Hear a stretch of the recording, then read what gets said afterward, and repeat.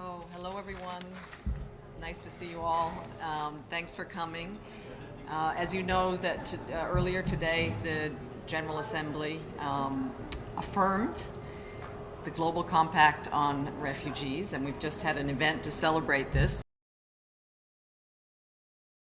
And now I'm pleased to present to you the High Commissioner for Refugees, Filippo Grandi. One has to be realistic. This is a tough world.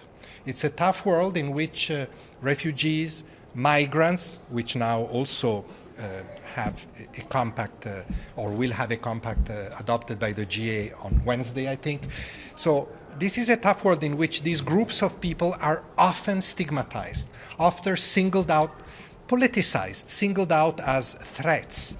And I think that one more message that the compact, both compacts, want to put forward, that these people not only deserve compassion and protection and solidarity, but when given the opportunities, they can make a formidable contribution to the societies hosting them. And the compact aims at providing states and communities with the tools to maximize, to create those opportunities. So forgive if I sound a little bit enthusiastic today, but it's a good day. It's a good day for somebody like me and my colleagues who've worked on this for a long time and who now see, amidst so many worries and concern, a way forward with light to aim for. Thank you.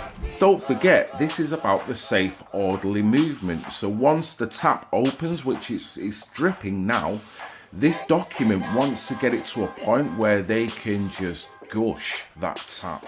They can turn that tap on full blast, and with it, each country that it passed through, they have political, social, governmental policies in place to make sure that these guys are safeguarded, and the public that interacts with them have got very little rights to critique it in any way. That is what this document really spells out. At its core, Agenda 21 is about control. Control over land, natural resources, and entire populations. It seeks to control the air by regulation of carbon emissions, the ground by sustainable development, and the sea through environmental regulations.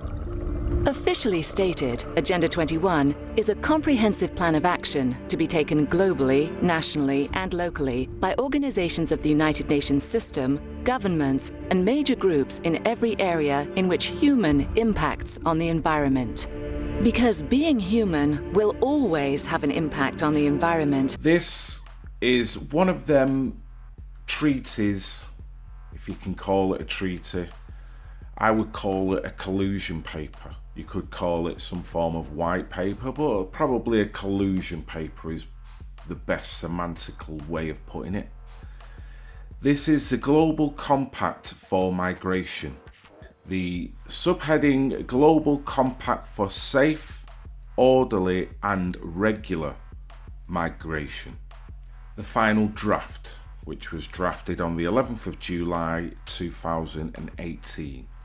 This, like many other technocratic, oligarchical papers, says so much. For what they discuss in this paper, if they was to discuss it and try and sell it to the public, as it were, there would be all types of PR, there would be all types of spin that would be put on it to present this information to a dumbed down audience, which is fundamentally how they, when I say they, I'm talking technocrats, I am talking 1% elites, treat the average human being on this planet. We're no more than numbers that can be shifted about, numbers that can be eliminated as well. So we've got to keep remembering that from the point where before you even opened this document and had a look at it. Could you explain for us, what do you see as the main value of a political declaration, such as the New York Declaration?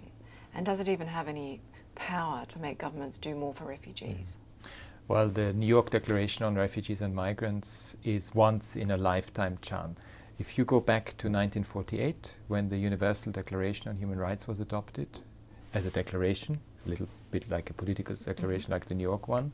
At the beginning, people thought, well, this is just an aspirational document, it doesn't have much value. And what it did, it revolutionized human rights. And I think we hope that the New York Declaration on Refugees and Migrants will do exactly the same, that it will actually revolutionize the way that the international community engages with refugees. Like I say, these guys, technocrats, they're all one and the same, these imperial elites. They govern over us. They're forgetting that they should be serving the human population. Agenda 21 paves the way for extraordinary UN control. When you boil it down, there are 9 basic tenets of Agenda 21. Move citizens off private land and into urban housing. Create vast wilderness spaces inhabited by large carnivores. Eliminate cars and create walkable cities. Support chosen private businesses with public funds for sustainable development. Make policy decisions that favor the greater good over individuals. I've had it up to here. Somebody gonna make me lose my mind up in here.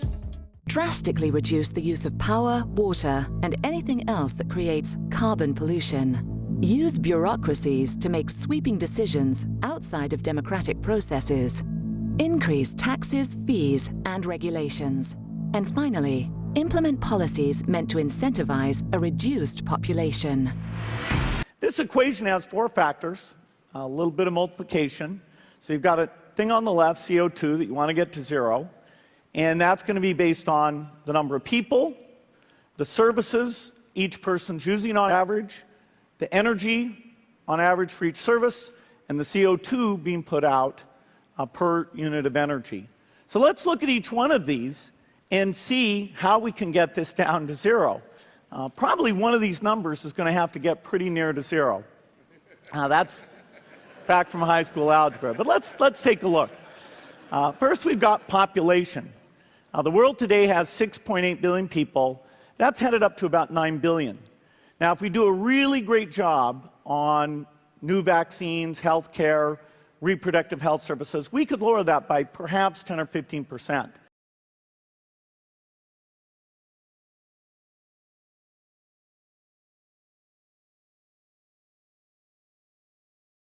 Finally, implement policies meant to incentivize a reduced population.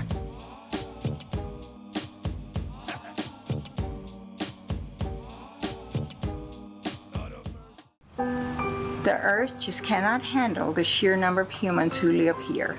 Something has to give. And I believe that it's up to us who have lived a good life to make sure that our children will have the opportunity to live good lives too. I have lived a good life. I have lived a good life. I have lived a good life. I have lived a good life.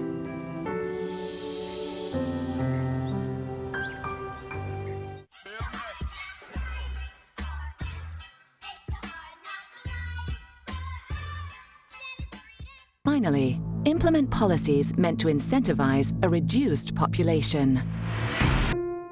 Every year, millions of imperfect babies are born, destined for a life of struggle and hardship. But it is the rest of us who pay the ultimate cost.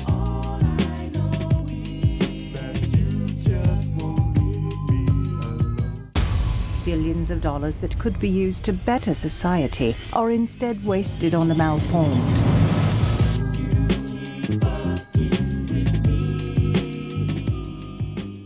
There must be a better way, and there is.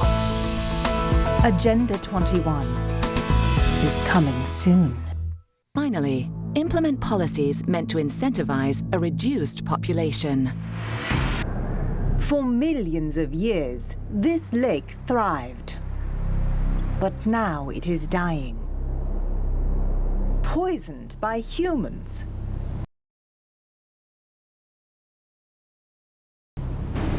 Who put themselves above nature. It's time to stop the killing. It's time to heal our planet. It's time to remove your footprint.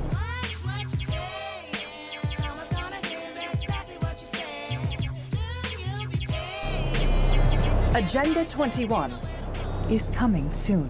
Agenda 21 is coming soon. Controlling our every impact on the environment means controlling every aspect of our lives. What we eat, how we travel, where we live, how we live. But no is still an option. No, they're domineering the human population. So with documents like this, they tend to talk to each other quite candidly, semi-openly, because they all know the higher agenda.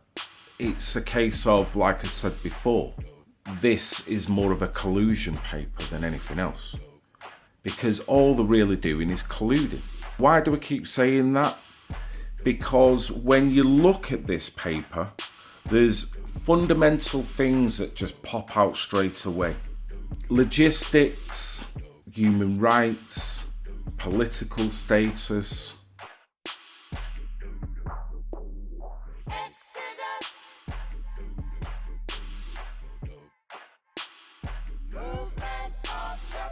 Controlling our every impact on the environment means controlling every aspect of our lives. What we eat, how we travel, where we live, how we live. But no is still an option. Over a long distance, in order to enable the mass migration, in their words, orderly and regular. The way it stands at the moment, we've got refugee. That was what we was told in the beginning. Refugee status at this moment in time, a person who has been forced to leave their country in order to escape war, persecution or natural disaster. So that was the mantra. For me, shock and awe, destabilising the Middle East country by country, and what other countries they couldn't destabilise, then they would use other forces to try and infiltrate. On the pretext of that, there's going to be collateral damage and there's going to be populations being shifted around different refugee camps within said countries of war and strife.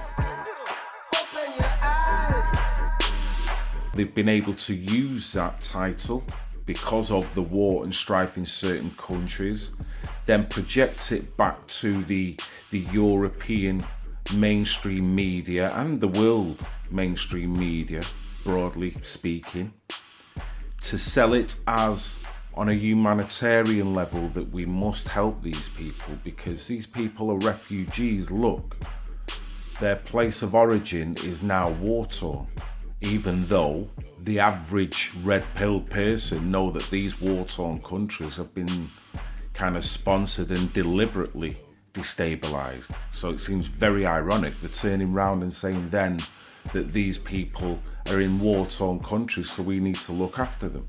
The same elites that are telling you that is actually the elites that have put them in that situation in the first place. All of a sudden, the public then is responsible for housing these people because we've allowed our elites to bomb the shit out of these people for so many various different reasons, whether it be propaganda, whether it be genuine.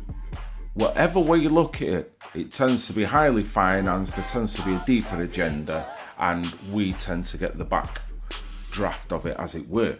One of the things that it says in this document is that they want to change the status of refugee and migrant. Now, a migrant, a person who moves from one place to another in order to find work or better living conditions. So under that premise, the migrant doesn't have necessarily all the same rights that a refugee would have, i.e. a refugee, I guess, comes under more emergency status because of their plight. A migrant, however, is doing it for their own gain, so they're not entitled to as much.